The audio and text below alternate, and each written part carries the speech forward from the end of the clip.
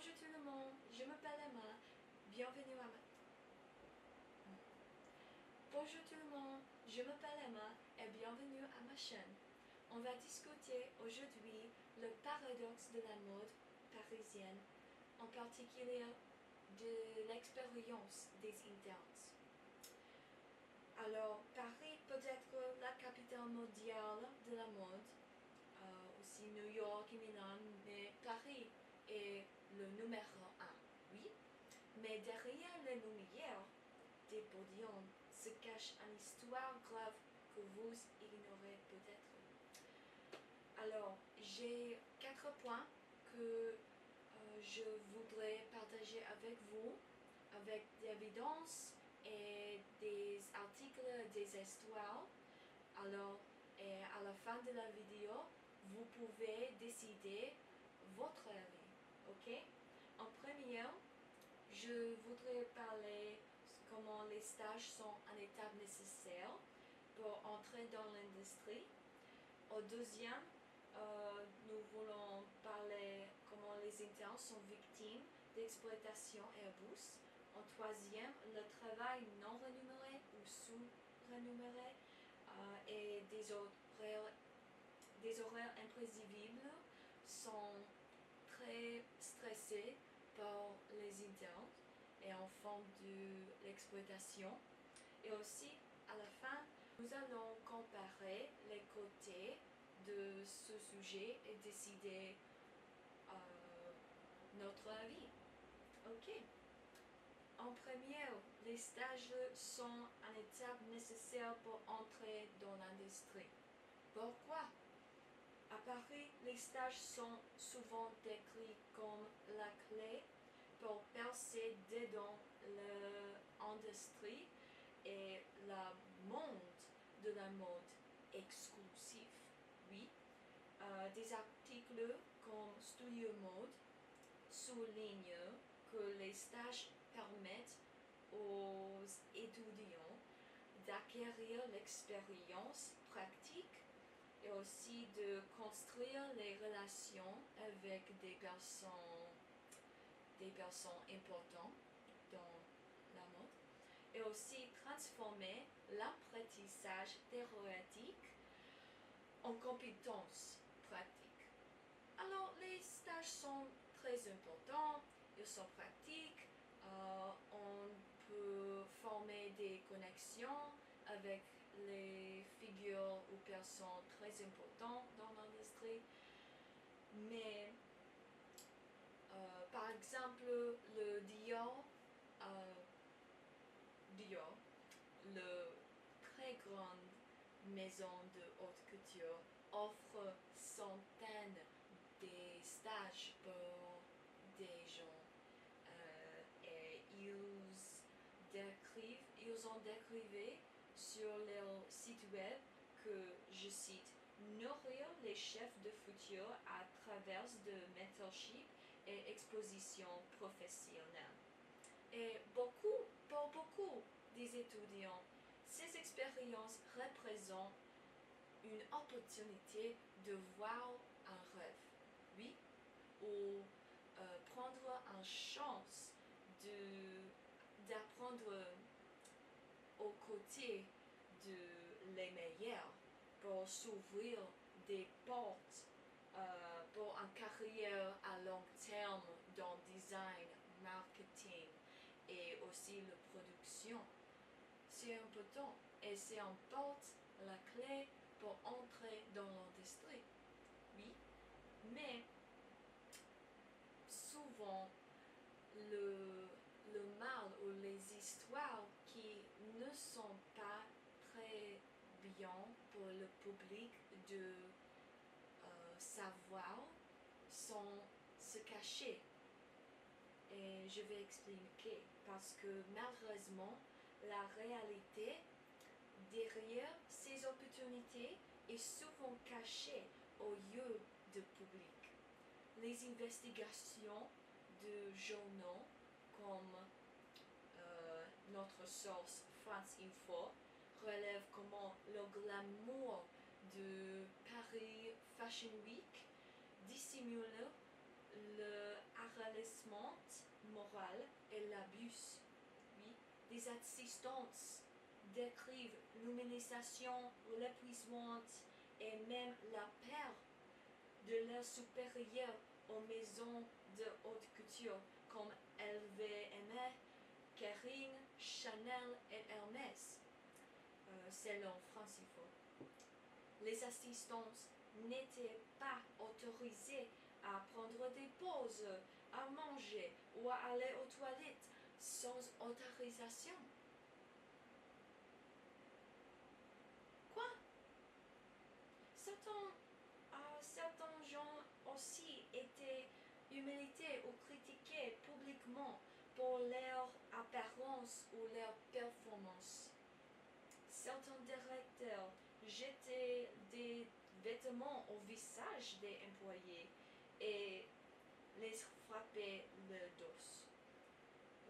Les plaintes déposées auprès du service des ressources humaines étaient ignorées et de nombreuses victimes n'ont pas porté plainte par crainte de perdre leur emploi.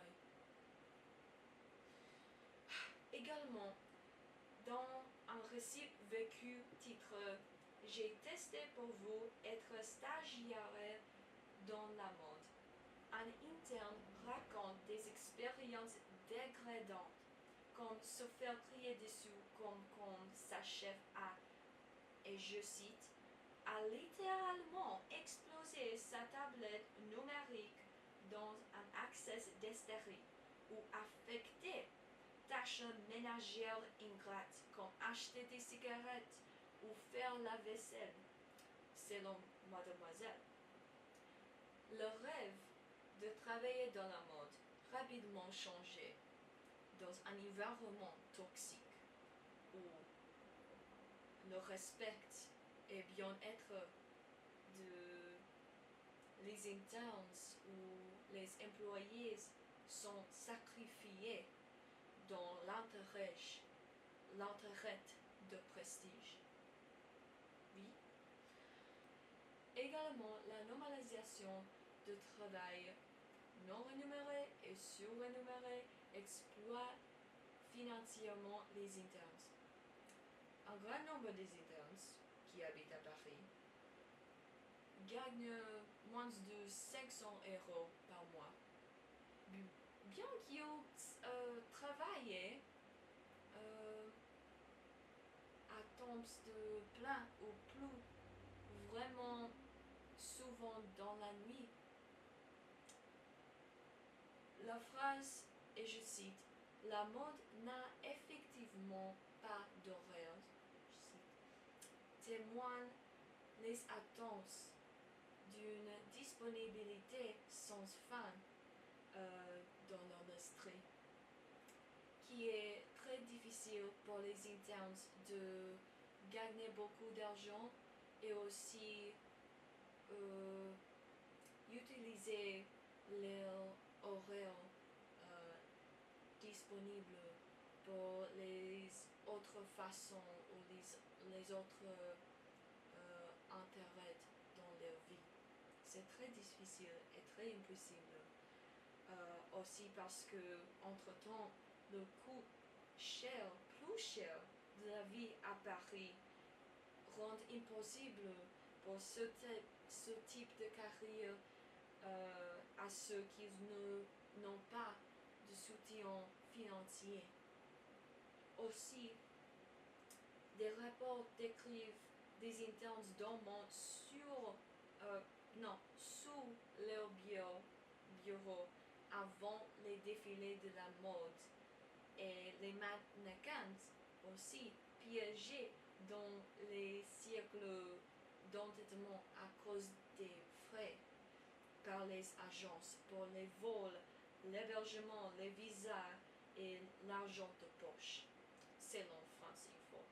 De plus, des investigations disent que les travailleurs indépendants et les internes étaient censés travailler de nuit, les week-ends et les jours fériés sans rémunération supplémentaire.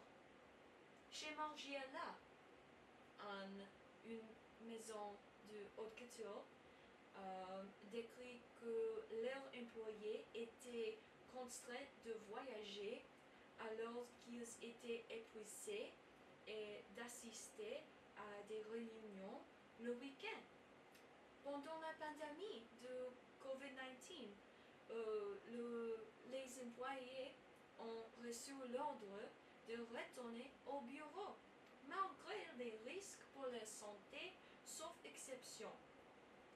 Aussi, un studio de mode de luxe employait 30 internes non rémunérés, 30 internes non rémunérés, pour seulement 3 employés. C'est pas nécessaire. S'il vous plaît, payez les internes parce que ils faisaient des travail, mais sans un bon salaire. C'est très mal. Mais la grande question est pourquoi ces internes veulent souffrir ces expériences. Oui. Des stages sont souvent illustrés comme un rite de passage, où c'est nécessaire pour prouver leur passion et dévouement. À l'intérieur des siècles d'élite, des horaires longs et bas salaires sont vus comme un essai de commitment plutôt qu'un symptôme d'exploitation systémique. Cette épreuve idéalisée cache comment l'inégalité est reproduite. Seuls ceux qui peuvent se permettre de travailler gratuitement peuvent réussir ce test. Le même système qui félicite excellence et talent artistique compte aussi sur le travail caché et la souffrance silencieuse. C'est très important de comprendre cette contradiction entre la rêve de la mode parisienne et la réalité derrière expose les tensions morales auxquelles le succès de l'industrie. En conclusion, à mon avis, le paradoxe de la mode parisienne et pour les expériences des internes à Paris révèle que la beauté arrive souvent à dépendre de l'équité. Pour quelqu'un, les stages sont une porte d'entrée obligée dans l'industrie. Mais pour d'autres, ils sont un cycle de travail non rémunéré et élitiste. Tant que l'industrie ne redéfiniera pas ce que signifiait gagner sa place, les podiums continueront de briller d'une lumière mâle, alimentés par ceux dont le travail reste invisible. Merci pour voir mon vidéo. Je souhaite que vous avez appris quelque chose ou trouvé ce sujet intéressant et je souhaite que vous allez avoir une bonne journée. Merci beaucoup.